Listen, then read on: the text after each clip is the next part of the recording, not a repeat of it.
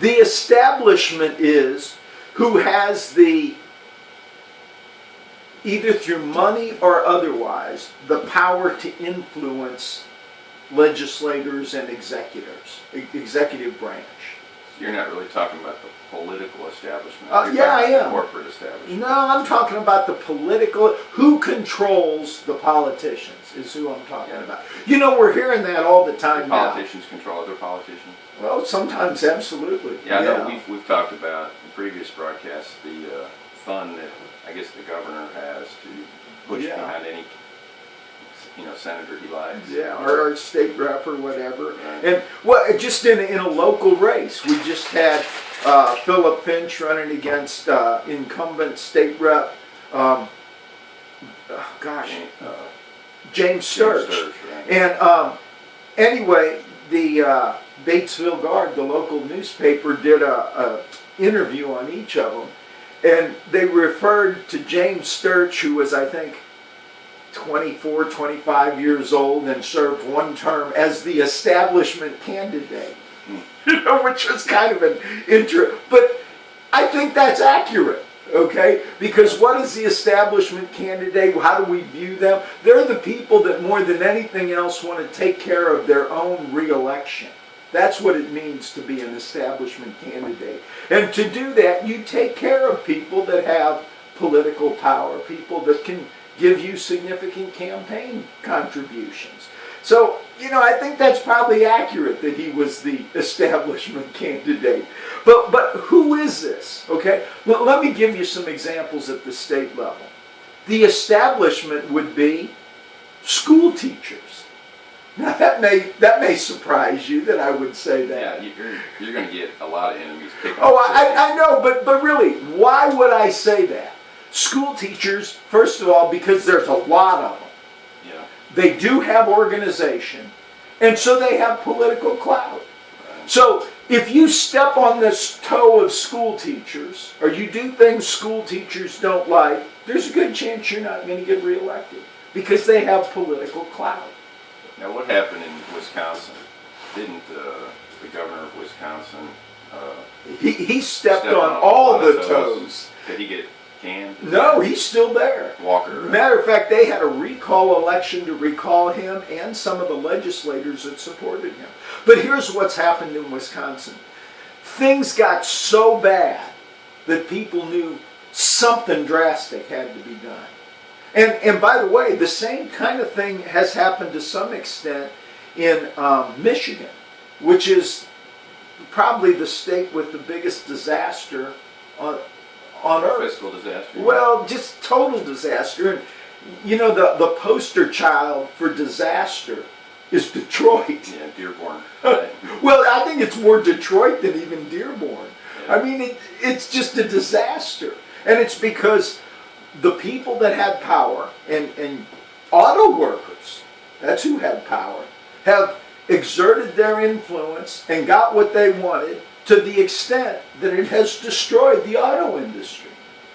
Okay, but anyway, I want to get back to who is the establishment, okay? Yeah. And my definition is it's whoever has power to influence political decisions, okay? And I use school teachers for a reason, and that is everybody kind of likes school teachers and thinks they're a rather benign group. But as a group, they've got political power.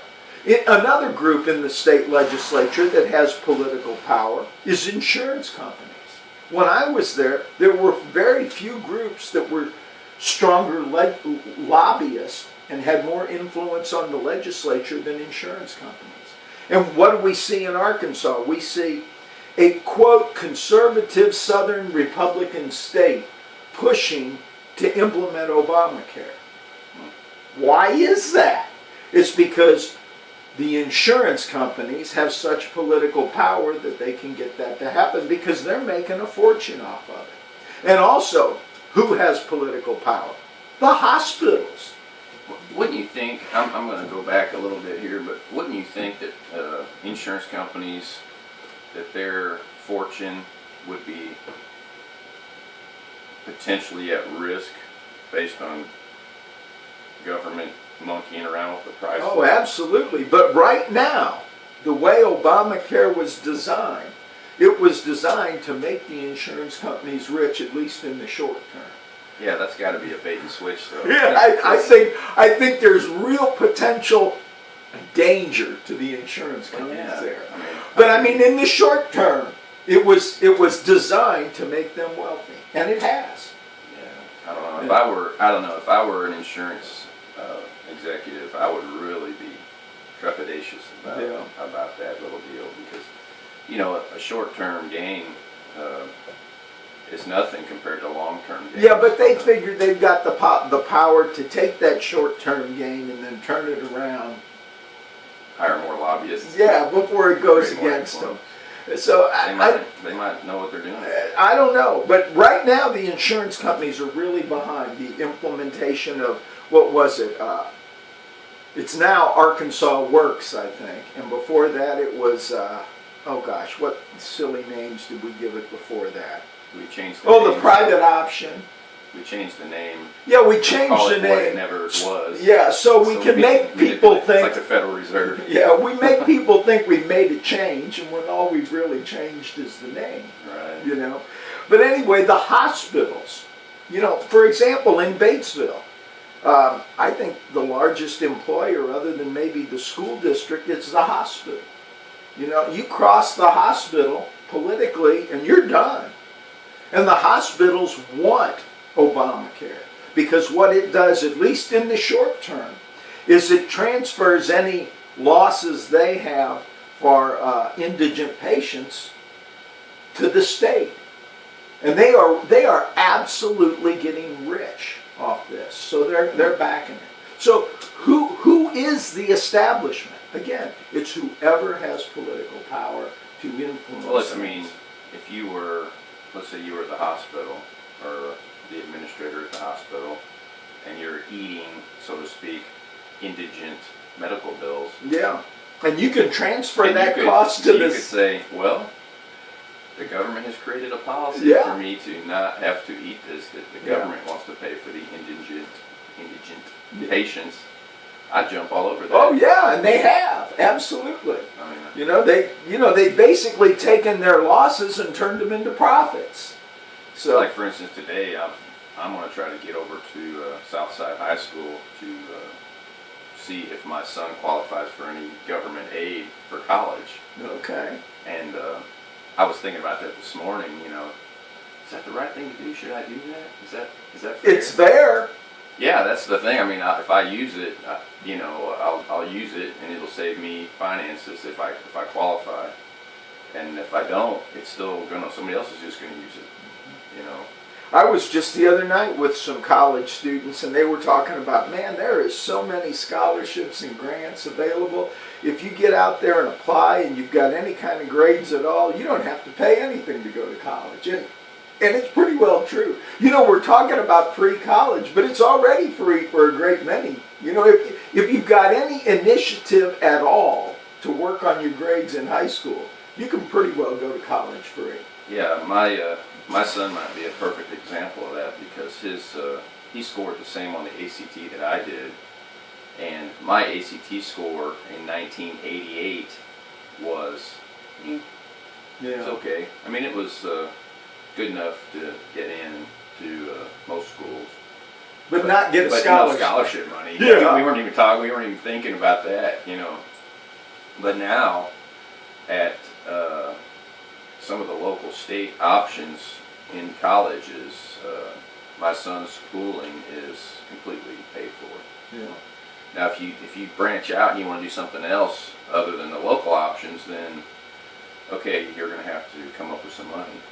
But right now we're looking to come up with some money. Yeah. Well, because we got to pay for this stuff. Yeah. But getting back to my theme. Yes. Okay. Who is a? I think I'm on your team. I think I might be in the establishment. Yeah. Who's the establishment? Yeah. It's somebody that has power enough to influence decisions and wants money from government.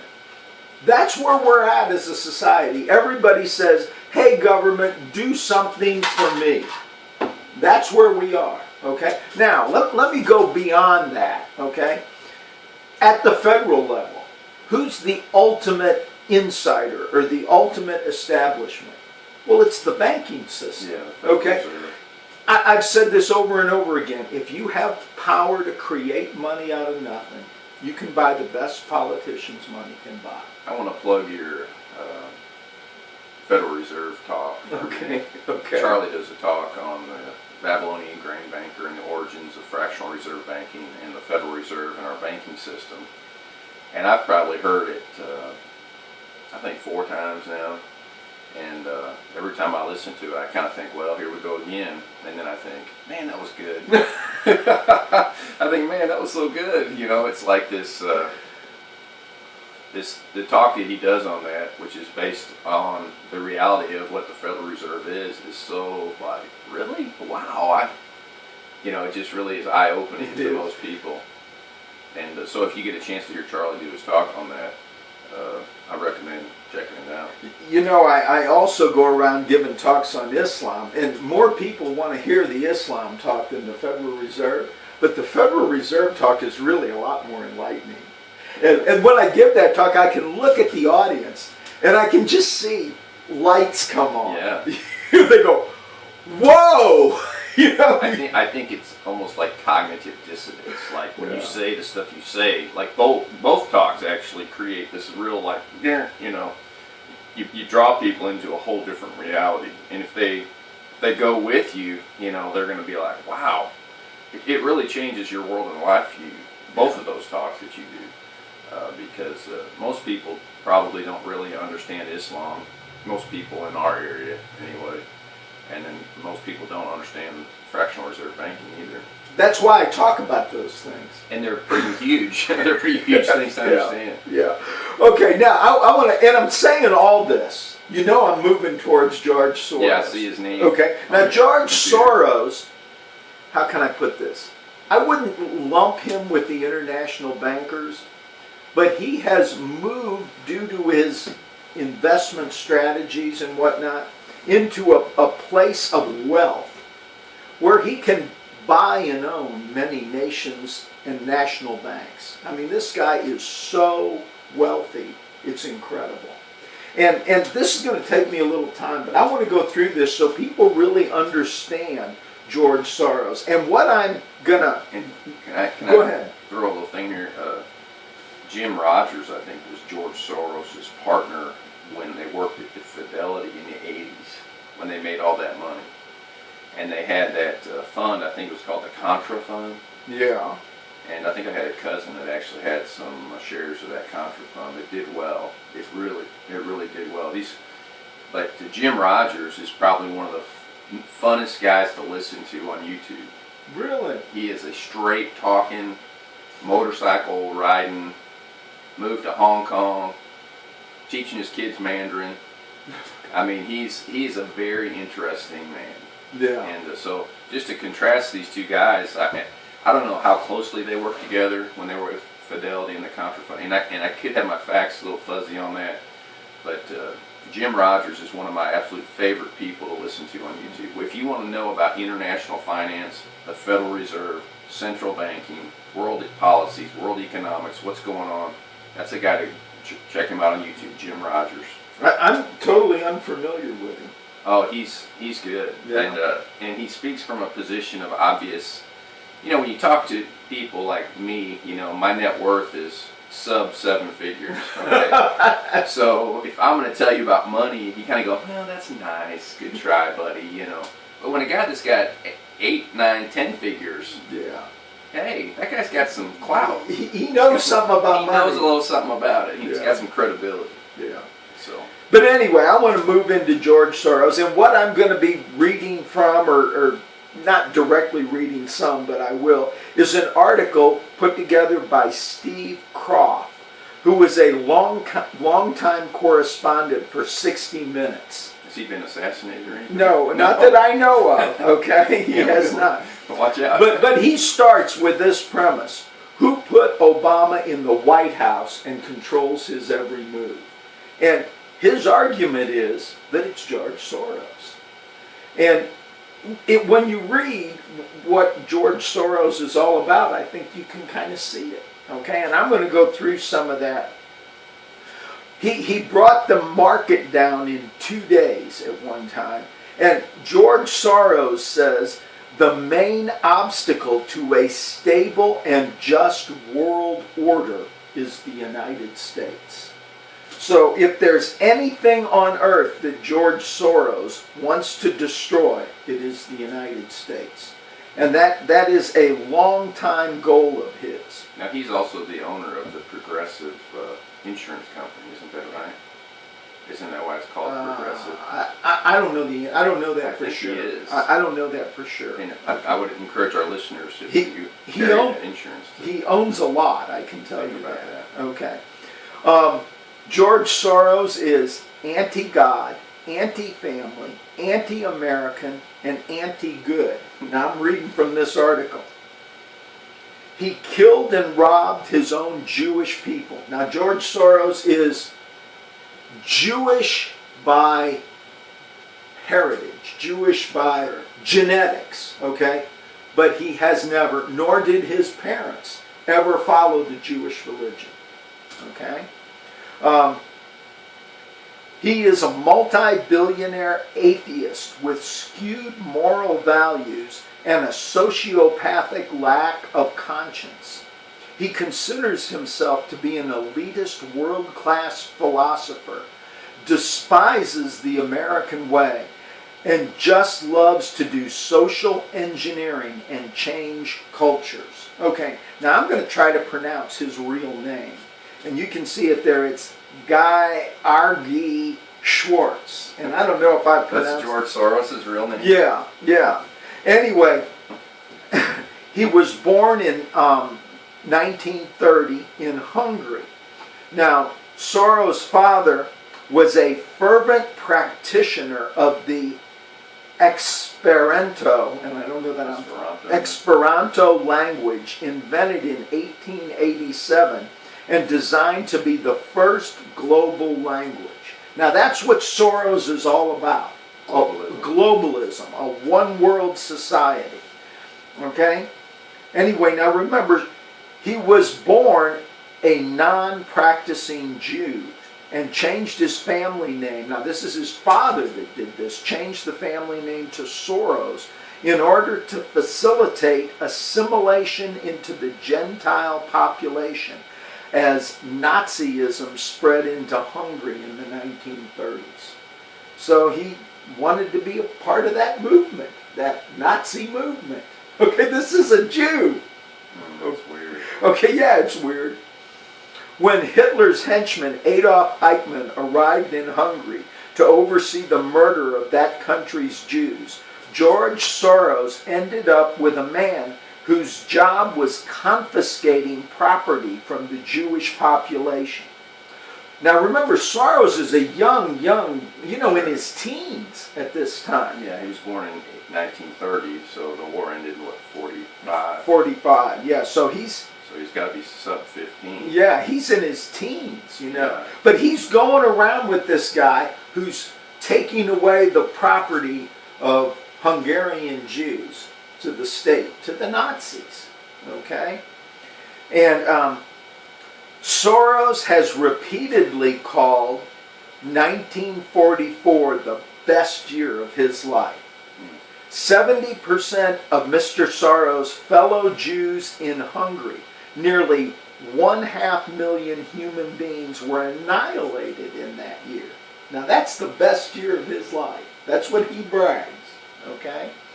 He gives no sign that this put any damper on his elation, either at the time or indeed in retrospect. During an interview with 60 Minutes' Steve Croft, Soros was asked about this best year. Now I want to go through this interview because it's just incredible. This is Croft asking Soros a question.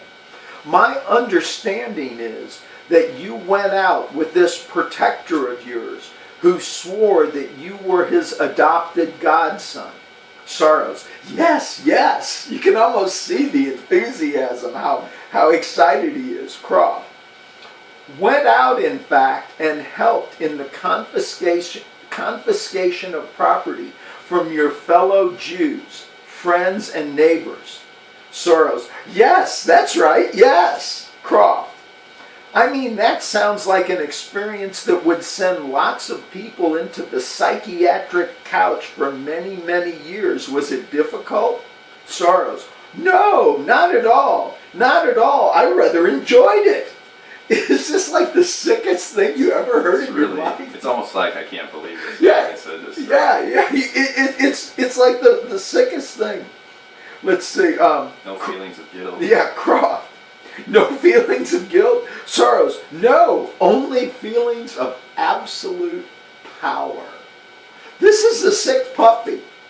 This is a sick puppy who this article claims completely controls the President of the United States.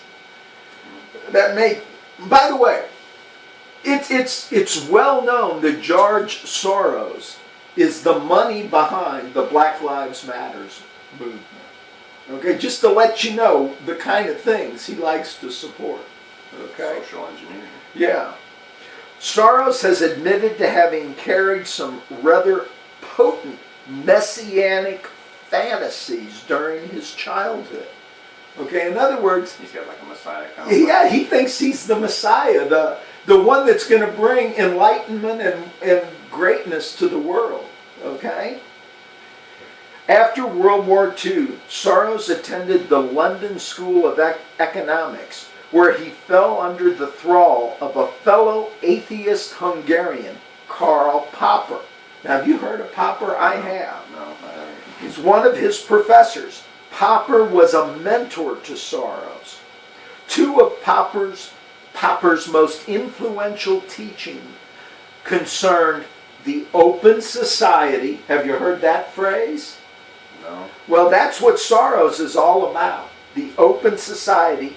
And I don't know if I can even pronounce Fallibilism. Fallibilism. Okay? Now, fallibilism is the philosophical doctrine that all claims of knowledge in principle could be mistaken. Now, I could be mistaken in that.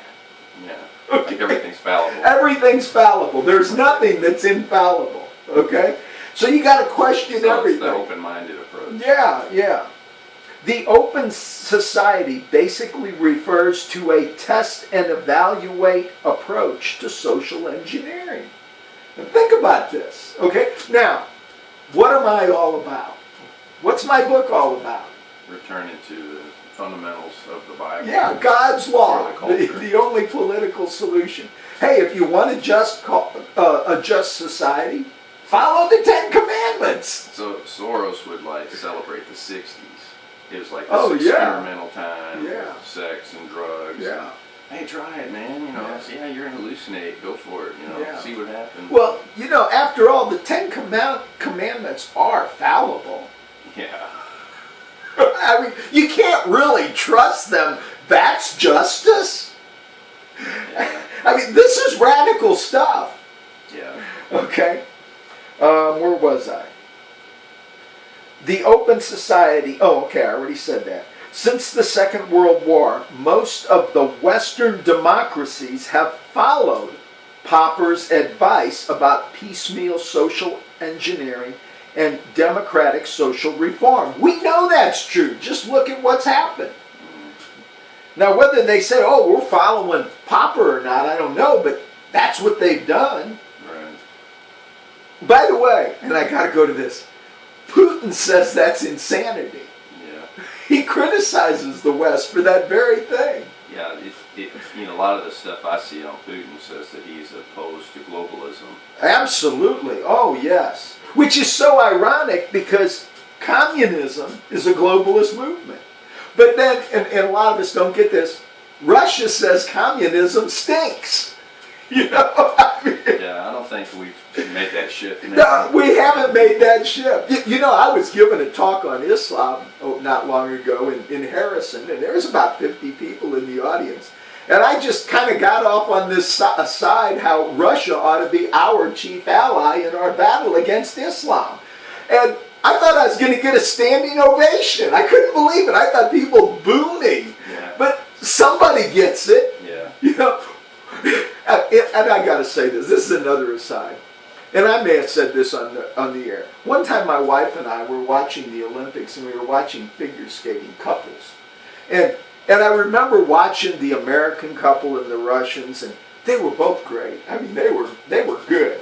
And after each of them performed, although they were vigorous competitors, it was like they were friends. You know, well, they go all over the world to contest with. They see each other all the time. They're friends. It's not like it's a combat sport. Yeah, it's not. But I mean, they are vigorous competitors. Well, you know, they both want competing against the judges, though, really. Yeah, but they want to. Yeah, but I mean, but there's this camaraderie between them. And as I watched the Russian couple perform, I thought, you know, they're really a whole lot like us. I wonder when the Iranian couples figure skating team will get out there. You know, is she going to be in a burqa?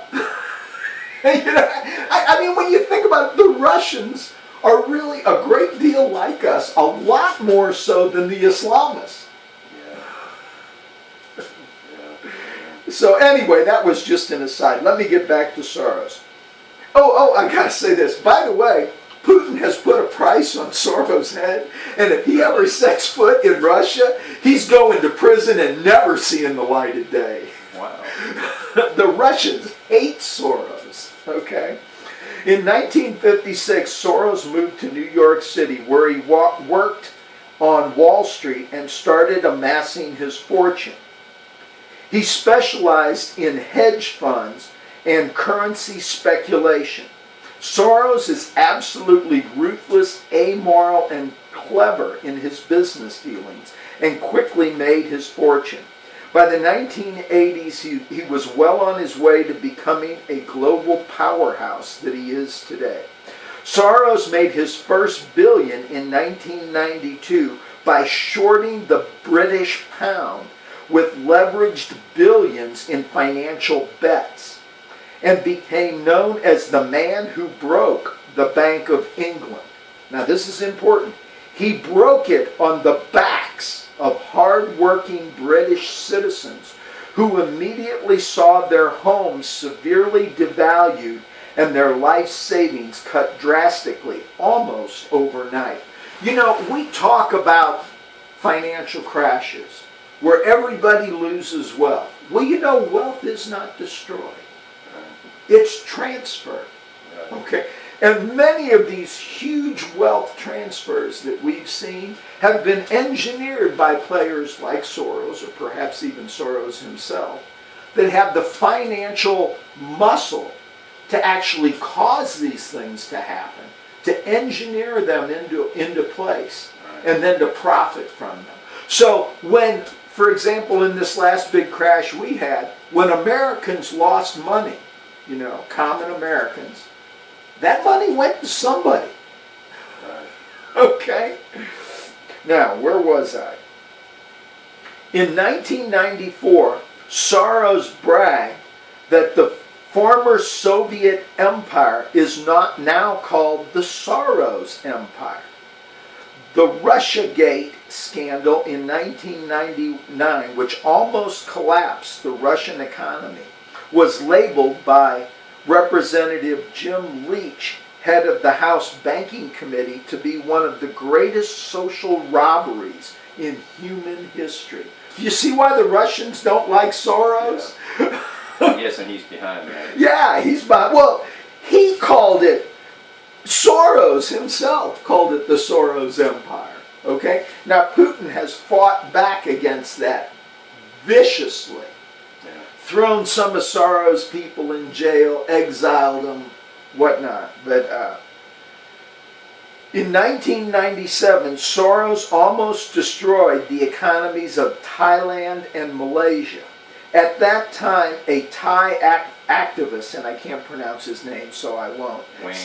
Yeah, said, "We regard George Soros as a kind of Dracula.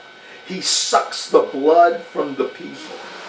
You know, here's a guy that's universally hated worldwide. Okay? Can I tell you a little story Sure. about George Soros while you're... Okay, go ahead. I read this, and I can't verify this personally, but I just read it one time. One of Soros's corporations is called the Cerberus Corporation. I've heard of that. And the Cerberus is the mythological dog that stands guard over hell. That I think it was in Greek mythology that had 3 heads and the tail of a serpent. And if you tried to get out of hell, this dog would attack you. Keep you in hell where you belong.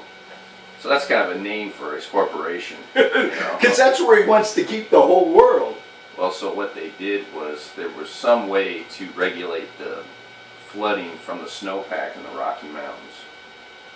And there's some kind of gating system on some of these rivers, and he got in there, and it's very manageable. It's a flooding system they've had in place for years, and they've got it well managed, well understood. When this many inches of snow falls, you've got to release this much water. Pretty simple math. But somehow his corporation got in there and manipulated the people that keep the gates open or closed to keep them closed too long. So the floodwaters built up, and then they said, okay, release the floodwaters. So then it flooded lots and lots of farmland to the east. I think it was to the east of it's not the international date line, what do you call that? The Continental Divide. That's it, the Continental Divide. So some of the farmers in the Now wait, was this in California? I don't know if it was the west side or the east. Well, it could have been the Sierra Nevadas. Yeah, I'm not sure exactly, Okay. but the point was that he manipulated, his corporation manipulated the floodwaters to basically flood out the farmers for an entire year. So then his purchasing agents would go in and say, hey, I notice you're not going to be able to make any money this year. Are you interested in selling your farm? Yeah. And they would say, oh yeah, man, you've come right at the right time. You're my savior. You've come in to save me from this horrible natural disaster. I wasn't prepared for a whole year without any income. Okay, well sure, we'll buy that from you. 50 cents on the dollar. I don't know what how they broke down the details on the purchasing. But when I read that, I thought, you know what? That's evil. Yeah, that's evil. That's just wrong. Well, I'll tell you another Soros story. What's the pipeline that's not being built? The one coming from Canada. I can't think of the name of it now. Anyway, Obama's not going to let that be built.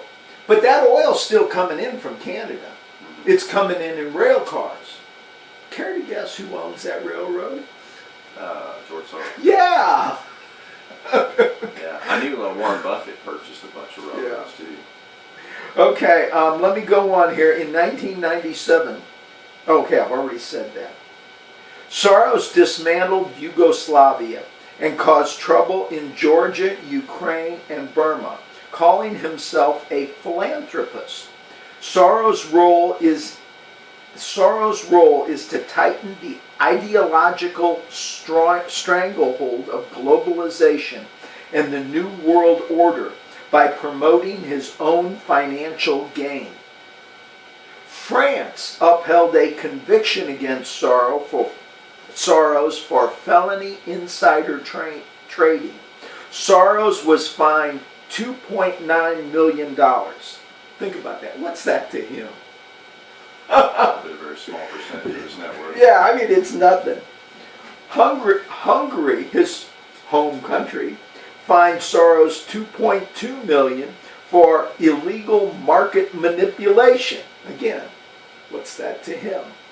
Soros deliberately driving down the share price of its largest bank put Hungary's economy into a tailspin from which it is still trying to recover. Soros said America is the center of the globalized financial markets and was sucking up the savings of the world. Now this is Soros saying this. This is now over. The time has come for a very serious adjustment in Americans' consumption habits. He implied that he was the one with the power to bring about this. Think about this. He says, okay, America, it's time for you, basically, to become a third world country. And that's his goal. Yeah, well, I mean, it's obvious when when your goal is globalization, you cannot have one country consuming 70% of the world's resources. Yeah. You just can't have that. So, if you want that globalization, you've got to knock America down. And you also have to erase national sovereignties. Absolutely. So what that means is, we'd have our listeners would stand up, put their hand on their chest and sing the national anthem and say, I'm proud to be an American. But if you're going to have a global government, a global world, you can't have proud to be anything. You can't be proud of your country because that would put you at odds with the other countries. You have to be proud to be a citizen of the earth, or you have to be, that has to be your new mentality. But getting people's minds to change on that is probably what Soros is all about. He's probably very interested in changing that. And it's interesting that I was listening. Who's the Prime Minister now of England? The head guy over there. Cameron? Yeah, Cameron was talking and calling England a Christian nation. My wife was watching it on Facebook this morning, and he went on and on about how England is a Christian nation. We celebrate Easter and we're worshiping the risen Savior. And, really? Oh that yeah. Amazes Oh me. yeah. He hammered down on that stuff. Huh. And I looked over at my wife. I said, I can tell you one world leader ain't going to be saying any of that. It's Mr. Under the Thumb of George Soros. Because this global idea. It's ironic too that Soros wants to make everyone else level while he himself ascends the heights of prosperity. Yeah. So. And now think about this. Soros wants a one world government. Okay. What does Islam want? Worldwide caliphate. Yeah. Okay. Soros wants the government to be led by an elite few. Actually, one. Him. Smartest people. What does Islam want? Caliph. The Caliph. Okay.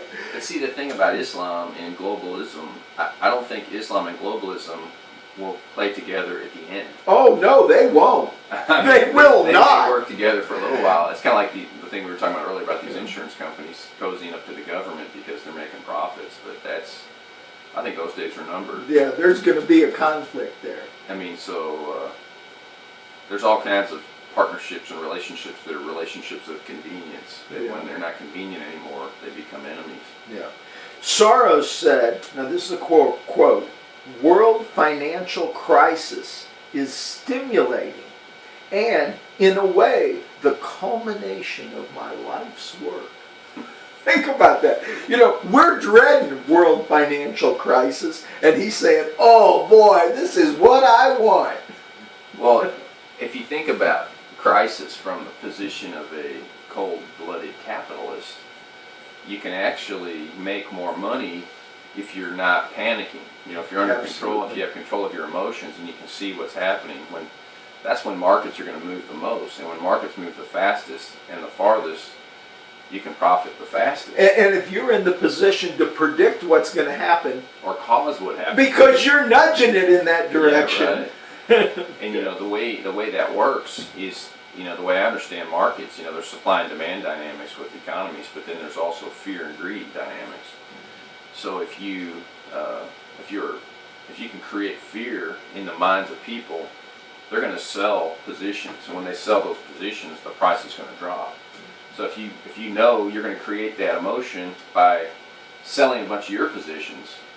So let's say I own half a company, I sell every share I've got. Well, the remaining shareholders, what are they going to do? Oh my gosh, the guy that owns half the company just sold it. I'm a dummy to hold it. I better get out while the getting's good. Yeah. So then I buy put options, to profit from the downturn of the stock. Yeah.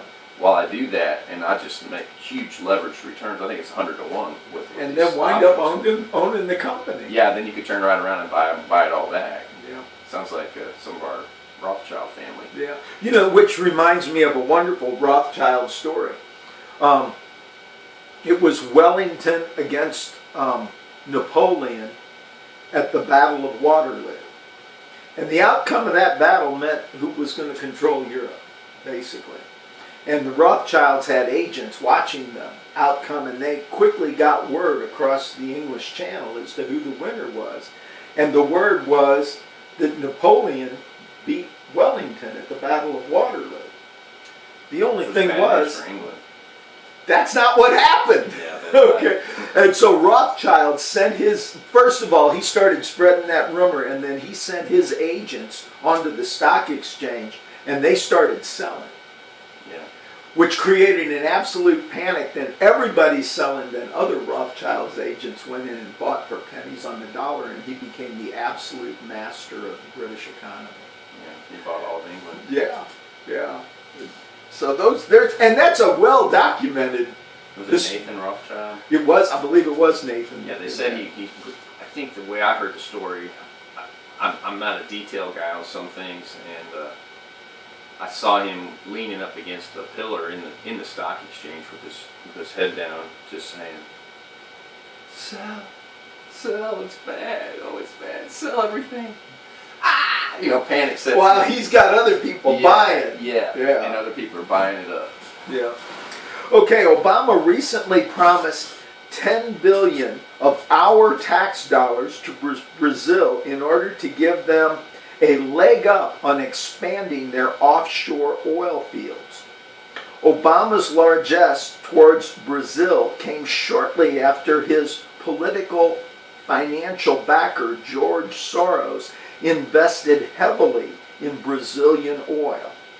The American Petroleum Institute estimates that oil exploration in the U.S. could create 160,000 new well-paying jobs, as well as 1.7 trillion in revenues to federal, state, and local governments, all while fostering greater security and independence. Okay, but we're not doing it.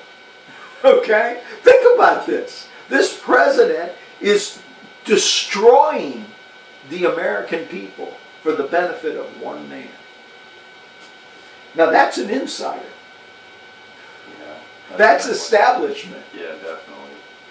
So there's a blog called SorosWatch.com. Yeah. What does it do? It just tells what Soros is up to.